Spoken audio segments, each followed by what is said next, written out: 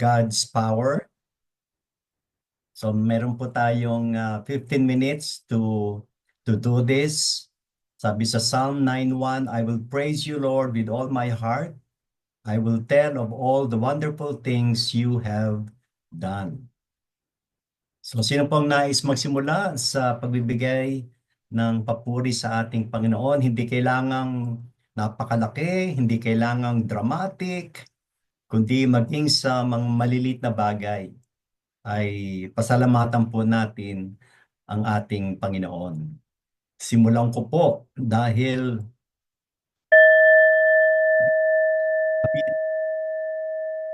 ang aming sa Panginoon. Ngayon na lamang po ang pasasalamat namin kapag kami ay nagbebiyahe. Ang pag-iingat ng Panginoon, ganoong kabuti ang Diyos na siya ang laging sa amin, lalo na sa aking pagmamaneho ng kanyang pag-iingat.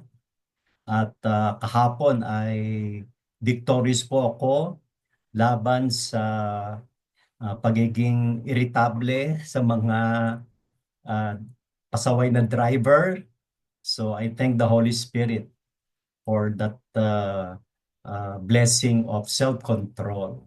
Hallelujah. I praise God for that. Sino po ang gustong sumunod? Mag-unmute lamang Kami po at po, short lang yes po. po. Thank you Lord for GMC Davao Chartering po and lahat po ng dumalo. Thank you din po sa lahat ng support and nag-pray. Yun lang po. Salamat po. Opo, purihin ng Diyos at nakita nga namin yung mga photos na isinare ni Deputy Robert Parcasio. Praise God po for our new church in Davao. Ang pangalan ay Global Methodist Church Davao. Praise God. Sino pa pong nais magpasalamat at magpuri sa Diyos? Mag-unmute lamang po.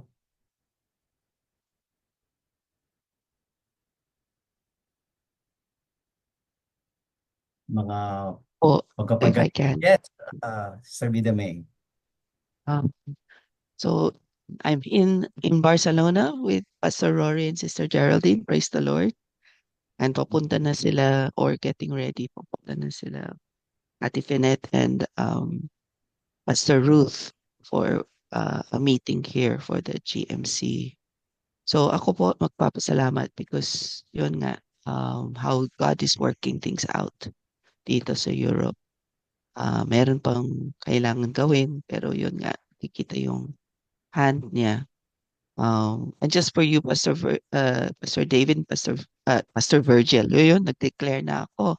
Yes.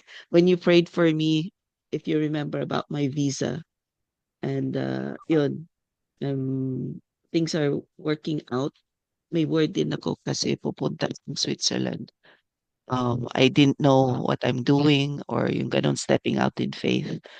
And then yun, when I arrived here, uh, the person that I contacted that hindi nagpaparamdam. So naayos na po yung schedule ko. Why God wants me to go to Praise God, Switzerland. praise God. So praise the Lord. Thank you. Praise the Lord. God really works in a very powerful Yan way. din for Pastor Rabida. Hindi ko makalimutan kay Pastor Rabida, Pastor Sige Dave. po. Yung Sige po. pong magkilos Diyos tayo, magkilos tao, paano magiging kilos Diyos? Ipako sa utak natin yung fruit of the Spirit po. Yung pong siyam na yun, pagka nasa kalooban natin, nasa puso natin, kilos Diyos po tayo nun. Yun lang po. Thank you po. Amen, amen. And we can even praise the Lord in advance sa success, significance, powerful annual conference dyan po sa Barcelona. Ito po ay Amen. under the, tama po ba, Western Europe Conference? Opo. Amen. Alam ko po nandyan yung karamihan ng lahat ng obispo eh. to Ah, join. hindi pa siya conference, Pastor. It's just the Western emerging. So the Oh, meeting is to discuss about it. Kung sino po yung gusto mag-join sa conference. Meron na existing na Spanish conference dati. So pumayag siya that maging mas malawak po. So it's tawag doon Emerging Western Europe Emerging Conference. Europe. Opo. So hopefully mawawala na yung emerging. Yes. Magiging ano na siya, convening. Opo. And then the bishop that's in charge is Bishop Webb. Yeah. Ayan. So, yun po.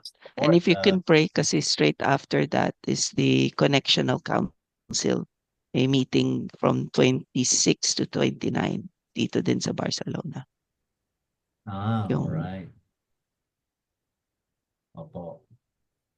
At magpasalamat tayo sa Panginoon sapagkat ang ating our very own Sister Vida May, siya po ang nagsosolong Pilipino sa Connectional Council at purihin ng Diyos sapagkat ginagamit siya ng Panginoon in Amen, so amen. many ano po, ano to, healthy pride natin na si Sister Vida May ay ginagamit at nagpapagamit sa Diyos para sa kanyang kalwalhatian. Praise God. Purihin din po natin ang Panginoon at pasalamatan sapagkat isa sa pastor natin, si Pastor Ulysses Ambukay ay nakapasa sa National School Head, something like that. Siya po ay nakapasa, kaya siya ay Head Teacher 3 na. Yan, siya po ay principal, so na-promote pa po siya. Kaya purihin ng Diyos sa blessing na ito ng Diyos kay Pastor Ulysses. At nag-post si Pastor Jeneline ng picture na iyon. So, purihin ang Panginoon. Meron pa po bang nais mag-share ng kanyang praise report?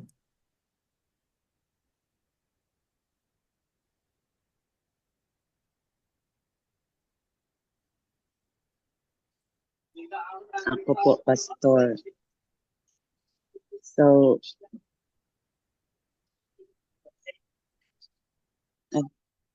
hello po. Go ahead, Pastor. Magpapasalamat lang po ako sa Lord dahil kahit sa siguro trangkaso na yun sa atin. Sa kabila nito, nakapagpahinga. Pero di pa rin kasi dami pa rin nangailangan. So, pero glory to God na sabi ko, okay na po ako. By faith. So, bukas po ay makaalis na naman. Purihin po ang Diyos dahil siya po ang ating sariling doktor. He is our healer. At patuloy po tayo manalangin. Ang ano ko lang po sa atin ngayon ay pumasok lang po sa mind ko kanina kasi nakita ko si Pastor Paul na sabi ko nga kailangan po talaga sa daybreak ipag-pray po yung lahat ng mga intercessors at warriors. Kasi galit na galit ang kaaway sa lahat ng mga intercessors ng daybreakers at warriors. Kaya minsan hindi po sila na ipag-pray. So we need to pray for all of them for God's protection na kung saan ay itong mga warriors kailangan talaga yung prayer shield po. Yan lamang po, Pastor. Salamat po. Wala pong anuman, mamaya po panalangin natin lahat ng mga may karamdaman. So, kung wala na po, tayo po ay manalangin ng may pagkapasalamat. Dakilang Diyos, tunay na hindi po matatawaran ang inyo pong katapatan sa pagbibigay, pagsagot sa aming mga panalangin, pag-iingat, pagpapalakas, pagpapagaling. Panginoon, tunay na marapat kang itaas, tunay na pangalan mo lamang ang dapat parangalan at wala ng iba, sapagkat kayo ang Diyos na mabuti. Purihin ka, Panginoon, sa ngalan ni Jesus. Amen. Alam natin ang ating bansa, lalo na sa larangan ng politika ay talagang malaking hamon. No po? Kaya naman patuloy natin na ipanalangin ang ating mga nation's leaders from the executive branch down to the barangay level, ng lahat na ginagawang hearing ay magkaroon talaga ng isang resulta na po na ito ay merong talagang katarungan, merong due process, no po. Hindi basta meron lang ma-prosecute, kundi talagang naayon sa kalooban ng Diyos, naayon sa salita ng Diyos. No po, dahil ang ating Panginoon, siya ay Diyos ng pag-ibig, siya din ay Diyos ng katarungan. God is a just God. Kaya taas po natin ang ating mga leaders sa buong bansa, sa buong mundo naman po. Magpasalamat tayo dahil nangyari na yung ceasefire at nakauwi ang mga hostages ng Israel. Bagaman nagpapatuloy pa din sapagkat meron pa ring mga hindi na nangyari katulad yung mga kahit ng mga labi ng mga namatay noong October 7 ay hindi pa po ibinabalik sa Israel yung mga nasawing mga hostages. Kaya lahat ng ito ay dalangin natin sa Panginoon. Let us declare, let us seek God's intervention, let us pray for peace, justice, protection, and wisdom for nations around the world. At matapos po ng isang minutong sama-samang panalangin, hiniling natin ang kapatid na Virgil. Hindi po kayo mag-close ng panalangin para sa ating bansa at sa buong mundo. After 1 minute po, brother. Thank you. Sige po.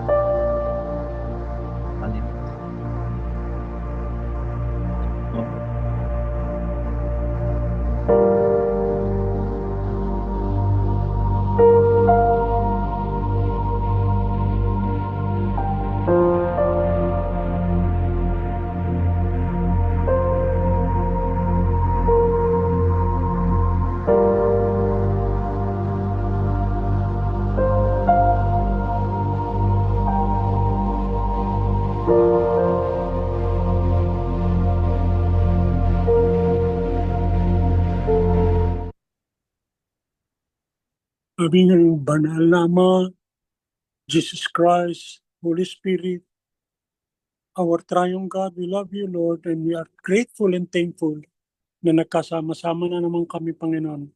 Ngayon po nililift up namin ang aming bansa at ang mga ibang bansa sa buong mundo na i-encircle mo ng iyong blood at ng iyong hollow of your hands na maging maingat ang bawat isa sa aming Panginoon na lahat ng iyong tagubilin ay masunod. Papasalamat kami, aming Ama, sa pagkakataon na pinagkasundo mo po ang Israel at ang Hamas na magbigaya, magsaulaan ng mga hostages, Panginoon. Ito po ay isang malaking milagro na ginawa niyo sa puso ng bawat isa sa amin, Panginoon. Gayun din po ang mga ibang bansa ng Ukraine, ng Amerika, ng Pakistan and India, Thailand and Cambodia, Panginoon, lalo-lalo na po sa Africa, Panginoon. Pagpalain mo po yung mga manggagawa namin doon, Panginoon, na huwag silang mamasakit, huwag silang masaktan. Protekta mo sila, Panginoon. Gayun din po, dinadalangan namin, ang mahal namin bansa ang Pilipinas, Panginoon. Naway magising sa katotohanan, mga leader ng aming bansa, Panginoon. Magmula sa presidente, hanggang sa barangay level, Panginoon, na malaman nila na ikaw ang sovereign God, na lahat ng kagustuhan mo masusunod, hindi yun sa aming Panginoon. Hindi yung kagustuhan ng tao masusunod, kundi ang kagustuhan ng Panginoon Diyos.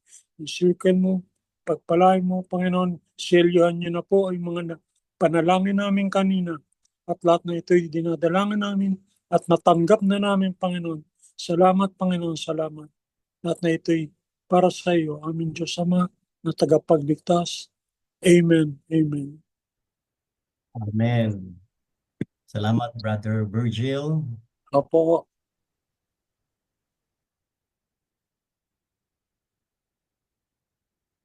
Wala pang kapatid na Grace.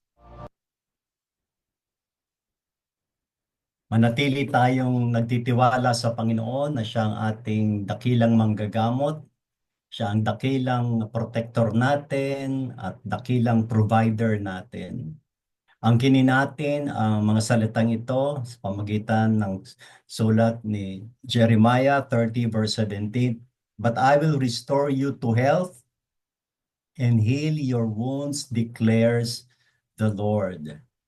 Yung nabanggit ni Pastor Jeneline, yes, let's continue to ask the Lord's covering, no, especially sa mga intercessors, mga warriors, kasi totoo yon na ang kalaban na si Satanas ay siya ay naghahanap ng mga tao na kanyang masisilo, no? Kaya sa sandaling ito, yes, let us declare, let us release words of healing, blessing, those who can prophesy ng ating mga katawan ay higit na palakasin ng Lord, yung covering. Let us declare improvement, development ng ating mga immune systems. Let us speak to our bodies, no? Na yung ating capability to resist bacteria, viruses ay hindi pumasok sa ating mga katawan. At lalo na yung mga dumadaan sa mga medical interventions like therapies, no?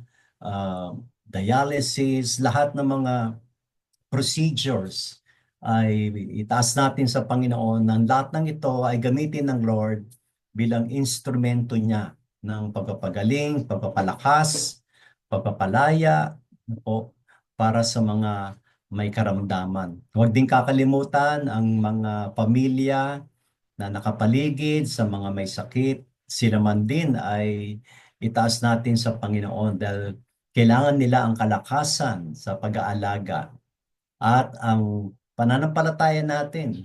Let us declare open heaven, no? Upang yung mga kailangan pang bilhin, kailangan asikasuhin, financially, materially, all of this, alam natin, no? Na pag kumilos ang Diyos, wala tayong dapat aalalahanin, wala tayong dapat ikababahala, sapagkat ang Diyos ang siyang nangako sa atin na siya sa Kanya ay walang imposible. Hallelujah. Kaya po, kung alam natin yung pangalan ng mga kapatid na may karamdaman, banggitin po natin, itaas natin sila sa ating Panginoon. Opo. Kaya sa diwang yan, after 1 minute, ay inilang ko ang kapatid na Lydia na kung pwede pong isara ninyo ang second prayer point na ito, declaring healing to those who are sick after 1 minute. Salamat po.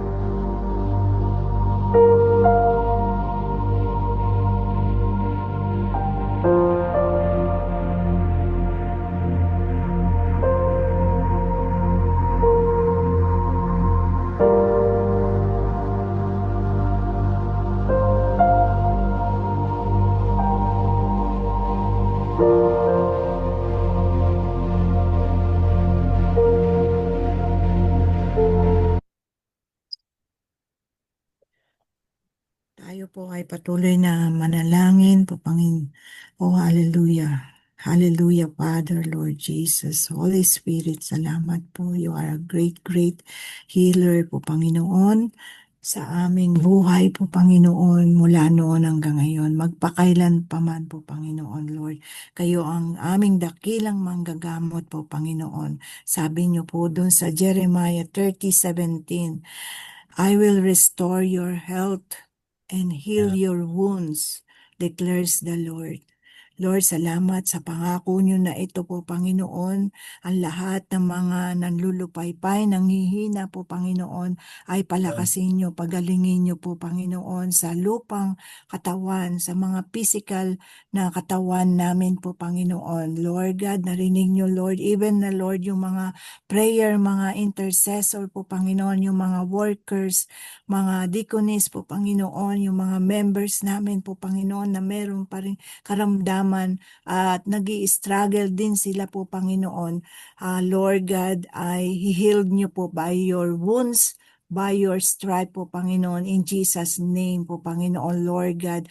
At kaya niyong ibangon muli po, Panginoon, Lord, lalo na po yung mga dumadaan po, Panginoon, sa mga simple o mga ano po, Panginoon, na ubo, sipon po, Panginoon, sa mga flu po, Panginoon, in Jesus' name, all these viruses po, Panginoon, na roaming around sa air, sa land, sa water po, Panginoon, Lord, i-clear niyo po, Panginoon, in Jesus' name po, Panginoon, yung mga pollution, yung mga bakterya po, Panginoon, Lord God, ay winawasak po namin sa pangalan ni Jesus po, Panginoon.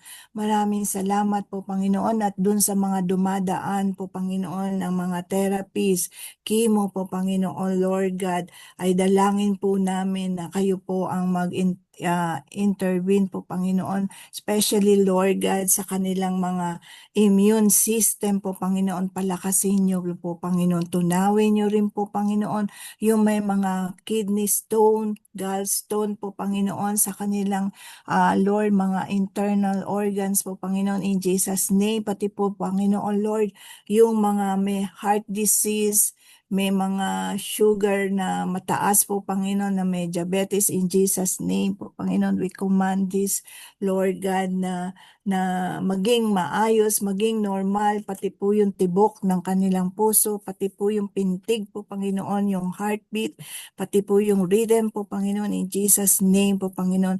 Any, Lord, na bara po, Panginoon, sa kanilang mga veins, sa mga cartilage po, Panginoon, Lord Jesus, inyo na pong tinanggal po, Panginoon. I-clear nyo by the blood of the Lord Jesus. At Lord, pati po yung mga may mga joint pain po, Panginoon, sa mga trouble sa kanilang mga buto po, Panginoon. Palakasin niyo po, Panginoon. I-restore niyo po, Panginoon, Lord God. At Lord, dalangin ko po, Panginoon, even na yung mga muscle pain po, Panginoon, inyo pong tanggalin po, Panginoon. At Lord, dalangin ko po, Panginoon, yung mga nakaramanas din po na ano po, Panginoon, sa physical at trauma po, Panginoon, psychological po, Panginoon, doon sa mga nangyari na earthquakes sa iba't lugar sa Cebu, sa Davao po, Panginoon, and any areas po, Panginoon, Lord God, ay inyo pong pagalingin po, Panginoon, ibalik po, Panginoon, Lord, sa kanilang dating, Lord, sa kanilang physical na aspect po, Panginoon, Lord God. At i-comfort nyo rin po, Panginoon, doon sa mga tao na, doon sa mga pamilya na nakaranas po ng, naalis po ng kanilang, nawala sa kanilang buhay po, Panginoon, sa kanilang mga mahal sa buhay po, Panginoon. At Lord, lately rin po, Panginoon, yung mga haranas din po ng sunog po, Panginoon, Lord God. I-recover nyo, i-restore nyo po, Panginoon, muli ang kanilang tahanan po, Panginoon, at hindi po madali po, Panginoon, yung mga ganitong na-experience sa aming buhay. Patatagin nyo rin po, Panginoon, ang aming pananampalataya po, Panginoon, at maging daan ito po, Panginoon, upang lalo pong tumibay at lalong magtiwala sa inyo po, Panginoon, sa inyong kapangyarihan na siyang nagre-restore, nagbabalik, nag-heal sa amin po, Panginoon, Lord. Kayo po, Panginoon, ang waymaker, promise keeper po, Panginoon, healer po, Panginoon, sa aming physical na katawan. At you are Jehovah Rapha po, Panginoon, provider po, Panginoon, sa aming pangangailangan. At Lord, lahat po, Panginoon, Lord, na may pagpapasalamat sa mga katawan na pinagaling niyo po, Panginoon. Salamat. We praise you, Lord God, sa lahat ng ginagawa niyo sa aming buhay po, Panginoon, Lord God. At doon sa mga manggagawa po, Panginoon, na nakakaranas din ng kapaguran, Lord, i-restore niyo rin po, Panginoon, ang kanilang physical na aspect, Lord God, na hindi po sila madidrain, hindi po sila mapagod, kung hindi, Lord, lalo po silang titibay, lalo po silang lalakas, lalo po silang hayo po, Panginoon, ng malayo, dilipad po, Panginoon, kagaya ng agila po, Panginoon. Maraming salamat po, Panginoon, idaloy niyo ang complete rest po, Panginoon, sa mga physical na katawan na nangangailangan din po, Panginoon, ng kapahingahan sa kanilang sa aming physical na katawan. Maraming salamat, Lord God, at palakasin niyo rin ang aming spiritual life po, Panginoon. Salamat sa devotion na ito, salamat sa mga online na natutunan namin, sa mga care group po namin na siya nagpapalakas din po, Panginoon, sa aming buhay sa araw-araw na ito po, Panginoon. Maraming salamat at inaangking ko po, Panginoon, ang katagumpayan niyo po, Panginoon, sa bawat buhay, sa bawat pamilya kung saan kami nandun. Ito ang aming panalangin. In Jesus' name. Amen and amen. Amen. In total agreement sa prayer ni Sister Lydia, talagang inaangkin na natin ang kasagutan sa ating mga panalangin. Ngayon po ay Thursday. So ang focus po natin in one of the mountains of society ay media. Ito man ay print, TV, no, radio, and social media platform, in different platforms. Let us pray for to overcome social media addiction. Let us resist negative and demonic influences. Focus on what truly matters and important, no? Lalo na ngayon, palapit ang November 1st. Ewan ko ba kung bakit mga horror yung mga pinapalabas. Those things displeases the Lord, no? Kaya wag tayong mag-compromise, wag tayong sumuporta sa mga activities na yan na hindi naayon sa salita ng Diyos. Sa mga user naman ay balance and moderation. Let us set boundaries, discipline our choices. For guidance in use, no?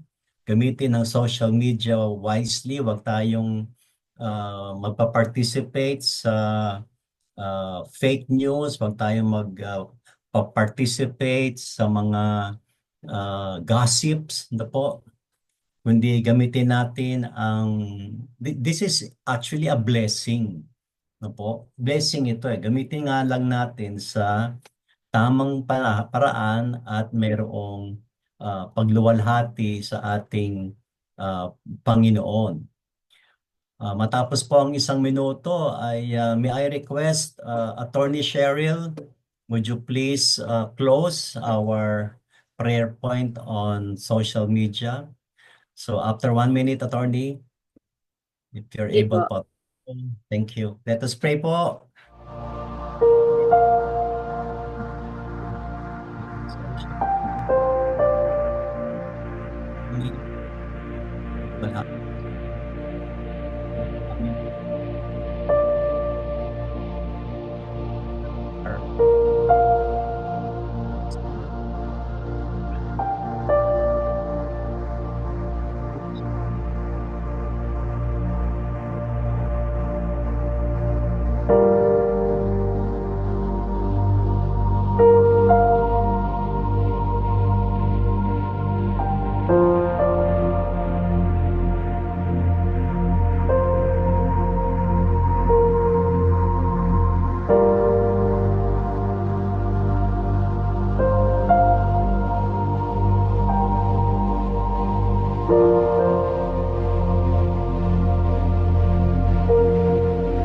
Yes, Lord.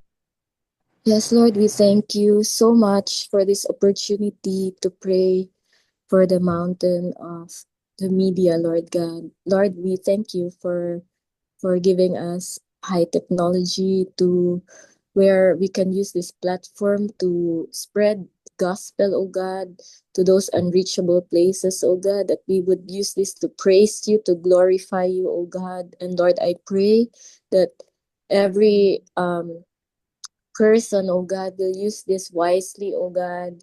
And Lord, I cancel and rebuke any workings of the enemy in influencing the media, oh God, na doon rin nila pinapalaganap yung kanilang influence, oh God, especially on the children, Lord. Lord, I pray that you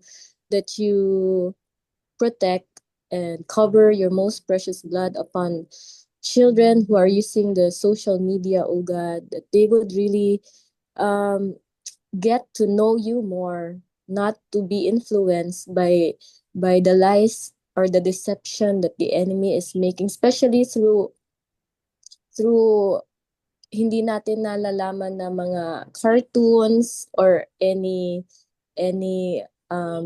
young na mga shows. Lord, I pray that you would guard the minds and guard the hearts of the young children, oh God, even the youth, oh God.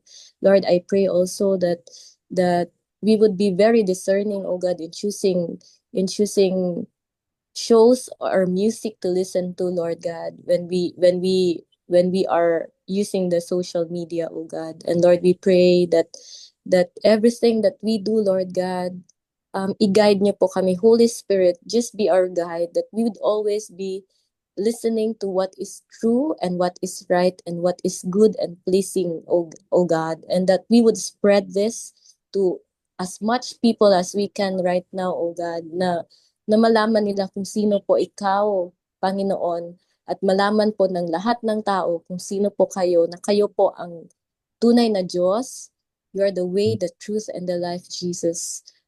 Lord, we just want to bless you through the power of the social media, oh God. And thank you for this opportunity to spread your gospel, oh God. In Jesus' name we pray. Amen.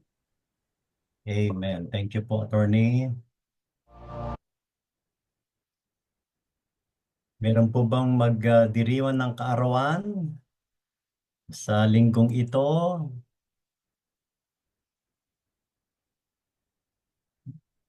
Ganun din po mga kapatid ay bago po tayo sa idalangin po natin yung nabanggit na emerging conference, no po, na gaganapin sa Barcelona. Hilingin natin ang makapangyarihang pagkilos ng Banal na Espiritu sa mga discussion, deliberation, decision making. I'm sure there's going to be a lot of recommendation, no po, sa ginaganap na ito ng emerging conference. Sa mga maglalakbay pa, dalangin natin ang protection ng Panginoon. Yes, Pastor Rory or Vida May?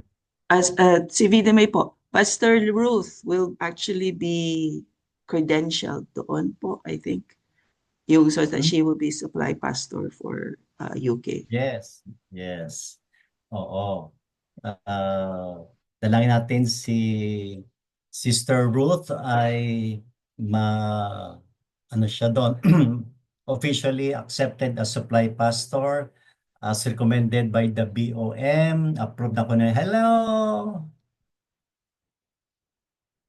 Anong araw ba dyan? Araw ba yan? Muchas gracias Opo, ba? madaling araw. Papunta na sila wow. sa airport, papuntang Barcelona. They're on their way to the airport po. Alright, mga kapatid, bigyan tayo ng prayer blast for God's mighty covering sa kanilang pag-travel papuntang Barcelona from UK. Sige po, mag-unmute po tayo. And let us pray as one for God's mighty covering and protection. Sige po. Lord Our most God, gracious Heavenly according to Father, your Hallelujah. word we and lift up power, our oh God, we pray for a brothers and safe, sisters able who will be travel, oh attending God, in ng mga Barcelona, kapatid na Panginoon. Pinet, Ruth, Lord God, kasi mo pakasama nila, Panginoon. Kaya po sila, We pray, Lord God, pagpalaan your mo, protection, gabayan, Panginoon. bigyan ng Sa kalakasan, aeroplano, Lord God, bigyan we ng pray, Lord God, you are wisdom, able to traffic mercy, i-provide mo Lord, rin ang every move of pangangailangan everyone, nila, Lord God. Panginoon. Pray for a Salamat at safe travel, Panginoon. manguna sa kanila, Ingatan mo Panginoon. si At Sister Vida May, ganun din sa dalangin kanila, sa in the name pangalan of ni Jesus. Jesus, Father Amen. God. Pray for your covering, O God. Pray for your power, pray for your protection. Lord, yung kanilang kalusugan, Panginoon. Kaya pa sana ng magandang kalusugan na walang anumang sakit o hadlang, Panginoon. Yes, Lord God. Hallelujah. Idalangin din po natin yung emerging conference. Sabay-sabay po tayo. Lord, we also declare a powerful, successful, significant emerging conference, Panginoon, na gaganapin sa Barcelona, Spain. Panginoon, dalangin namin si Bishop Webb and other Episcopal leaders na nandoon, Panginoon. Lord, we pray, Father God, na ang conference na ito ay magdulot ng resulta para sa iyong ikalalawalhati, Panginoon. Lord, dalangin namin, Panginoon, na ang kanilang pag-uusapan, Panginoon, ay ito ay para sa ikalulugod, para Yes, sa advancement ng inyong pong kaharian. Lord, we pray yung mga gagawing mga credentialing. Lord, we pray, we thank you in advance kay Sister Ruth na siya ay officially accepted, credentialed as supply pastor para Amen. sa Empowered Christian Methodist Mission, Panginoon, sa UK. Lord, we pray for all the delegates will be attending, Lord God. Fill them, anointed with your Holy Spirit, Lord God. And we declare, Lord God, i-bless niyo po yung work ng kanilang mga kamay. Amen. Grant Amen. them wisdom, Panginoon. Knowledge, Lord God. Clarity, O Lord God. Ilayo mo po sila sa anumang hindi pagkakaunawaan o hindi one voice, one language, Panginoon. Ikaw Amen. lamang, Amen. Lord God, ang maghari. Lord, we pray for the centrality of your power sa conference na yung Panginoon. Amen. Lord, we also Yes, pray Lord. that you bless their hearts, guard their hearts, Panginoon, in their speaking, in their actions, Panginoon. Lord, we pray, Lord God, na ang conference nito ay yung pangalan mo ang maitaas, Panginoon, hindi pangalan ng tao, Panginoon ang maitataas. Lord, ang pangalan mo lamang ang mag-glorify. Lord, we pray na yung agenda mo lamang, Panginoon, ang masunod sa conference na ito. Hindi personal agenda, hindi personal motives, Panginoon, kundi yung agenda mo, Lord God, ang ma-advance in the name of Jesus. Panginoon, salamat po sapagkat isa ang Pilipinas na naging bahagi ng Global Methodist Church. Lord, gamitin mo po ang Pilipinas among other countries, Panginoon, na magamit upang ang iyong gospel, Panginoon, ay talagang maikalat in the name of Jesus, Panginoon. Ganun din ang sa pangunguna ni Bishop Webb and other leaders, Panginoon, ay mapangunahan ang operation ito hindi lamang smoothly, kundi, Panginoon, ay makover ng prayer, Panginoon, yung power of prayer, for God, in their time of worship, in their time of fellowship, Panginoon, that all of this, Panginoon, would strengthen the bond of Christians, Panginoon, not for them to feel good or to be entertained, but to feel, Lord God, your mighty presence that will result to more transformation more breakthrough, Lord God, more breakthrough sa buhay, sa ministry, Panginoon. In the name of Jesus, Father God, we pray, Father God, yung proceedings, Panginoon, maging smooth, Lord God, orderly, Panginoon, sapagkat ikaw ang Diyos ng order. Lord God, yung po mga mamamahala, mga preparations, Lord God, and all the different committees that will be leading this emerging conference, Panginoon, we declare in the name of Jesus. Thank you, Father God. Yes, in Jesus' name. Amen. Amen. Wow. Amen, amen. Amen. So, Salamat praise the Lord. po. Go ahead. Yes po. So, salamat po, Pastor David, for leading the prayer blast. And ang sarap no, mag-pray together. And ang galing that how Pastor David prayed this in this last part. Katugtong po siya. Tugma siya sa Devo for this morning. Deaconess Jeng apologizes that hindi siya maka-join because today is actually the start of Metanoia Conference. And nakalimutan niya. They're actually driving from Pampanga to Manila. That's why hindi siya pero pinadala niya. So I will try to discharge this on her behalf. But not to take that long. As alam nyo, nasasarapan ako sa Devo. But it is so connected sa sinabi ni Pastor David sa prayer that hindi lang conference, hindi lang churches, but the transformation starts with us all individually. It's not about church, it's not about denomination, but us as a body of Christ. How do we live so that transformation can happen in the world? As we've been praying for the mountains of the influence, ganun din. So the title for today is Nothing of the Old Life, right? Nothing of the old life. Madalas po, minsan narinig ko that people say, so, pasensya na, tao lang ako. When they say things about excusing, or defending, justifying their old life. Again, as part of human nature, we are not yet ready to get rid of everything, or we try in our own effort, as sabi ni Tito Virgil, kilos Diyos versus kilos tao. But the verse today that we're reminded of is 2 Corinthians 5:17. If anyone is in Christ, he or she is a new creation. Old things have passed away. Behold, all things have become new. And this is, through the generations, through the centuries, this remains the truth. Or however old or young a person is, once they become a Christian, the Lord begins to work in our lives. Hallelujah.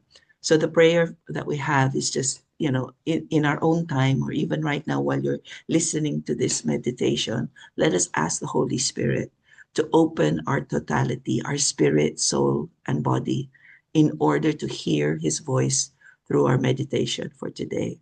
Right? Let us receive the word, and not just receive it, but at the end of it, isa sa buhay natin. We will walk the talk. So, the first thing that sinabi ni Oswald Chambers is, our Lord never, tandaan po natin, never tolerates our prejudices. Sometimes, we think, oh, God will allow it. But it is His patience, it is His grace that kind of allows it, but He will do something to remind us, just like a parent will kind of let it pass in that sense, but sooner or later we'll talk to the child, we'll work it out with the child, saying your behavior was not right. Ganon si Lord eh. He will not just tell us off and not explain, but He never tolerates the prejudice. He's always working in us. He is directly opposed to our prejudices and puts them to death. We tend to think that God has some special interest in our particular prejudices, that, He lets some slide, and because tao lang tayo. But no, we are very sure that He will never deal with us as he has to deal with others. Yun ang iniisip sometimes. We categorize ourselves, whether consciously or unconsciously.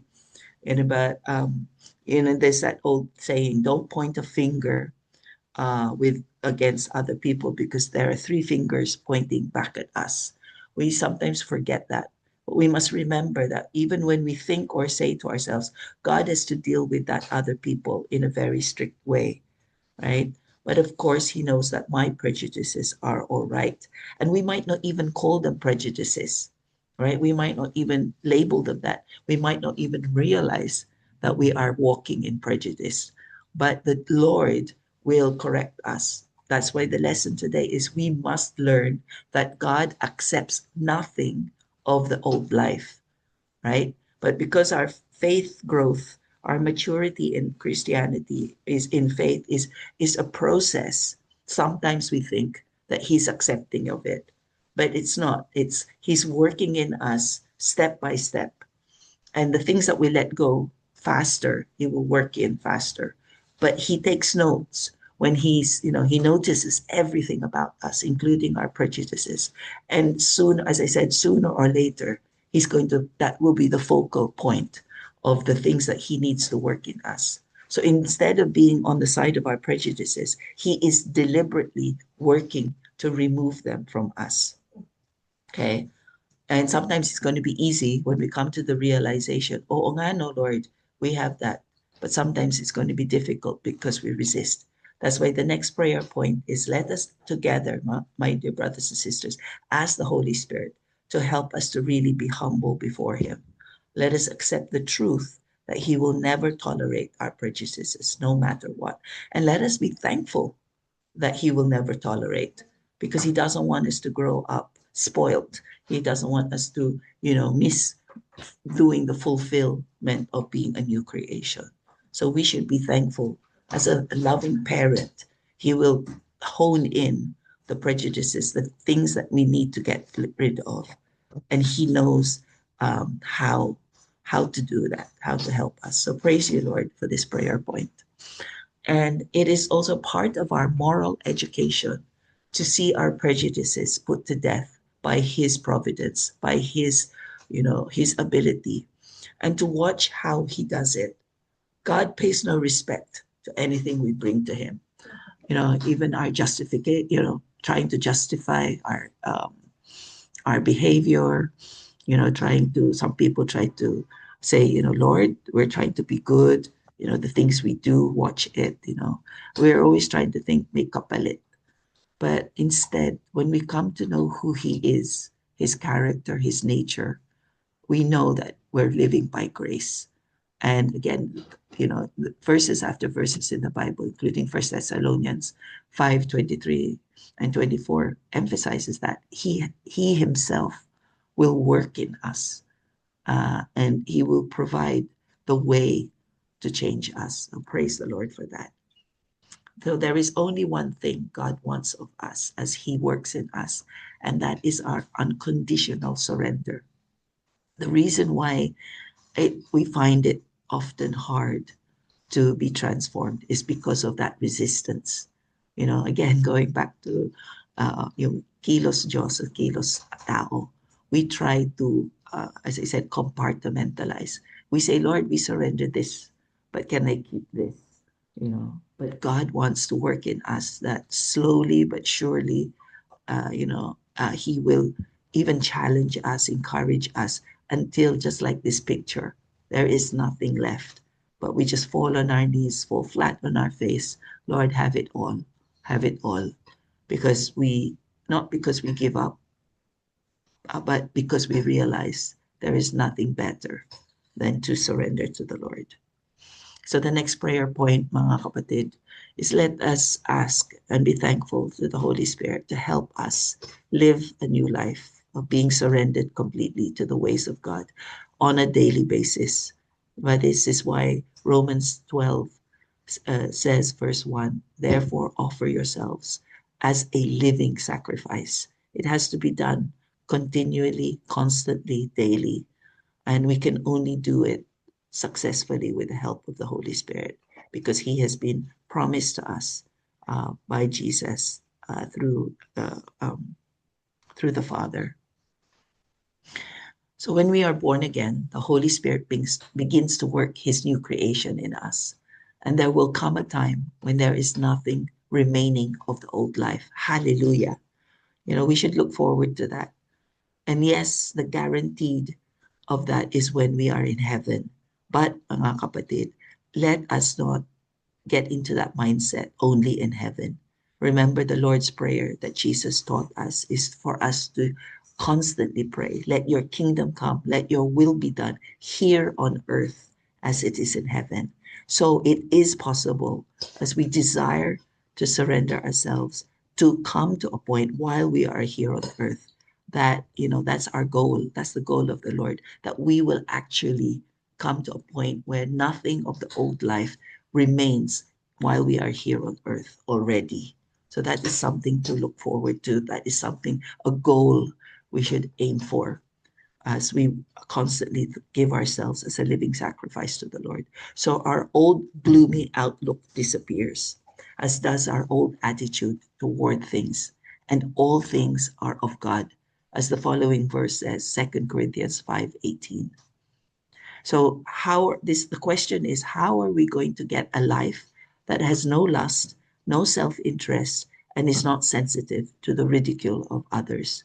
Basically, no more, revolving around ourselves, no longer self-dependent, self-reliant, selfish, but God-reliant, God-dependent, right?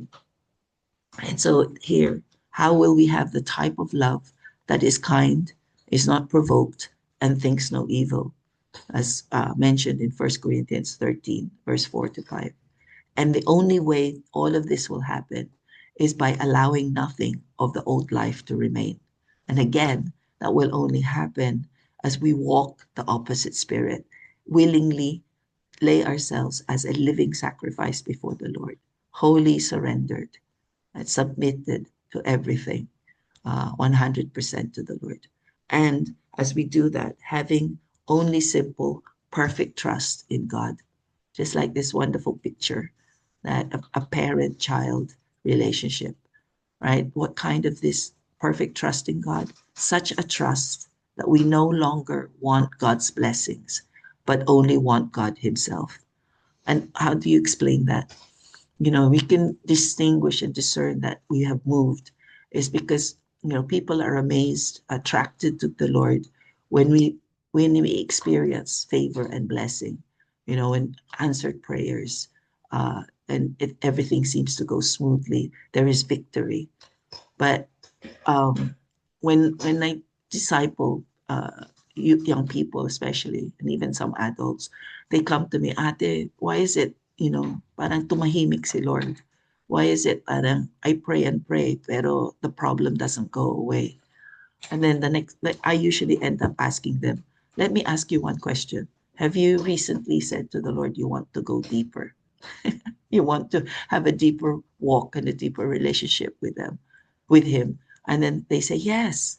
That's why nagtataka ako, bakit when after I prayed, I want to go closer with him, all of this suddenly happens. And then so I smile and say to them, well, this is part of the process. Because when we desire to go deeper, when we desire to have a more mature relationship with him, then we are giving God permission to work in our lives, to move into such a relationship that it's all about him. And we trust him that even when things seem to go wrong, even when we don't understand what's going on in life, and even if it seems that our prayers are not answered the way we pray it, we trust. We trust that he is in control. We trust he knows what's going on. We trust that he sees everything. If I can just use an example, last Saturday, we were in our mission point in Pampanga, Florida Blanca, and somebody testified, and she testified how she and her friends were praying for a friend of theirs who didn't want to go to dialysis, and they were praying and asking the Lord, please, you can do it, just heal him. And they were praying for that because they were concerned for also finances, everything to do with dialysis. But what happened was the doctor said, no, he has to have it and, come to the hospital.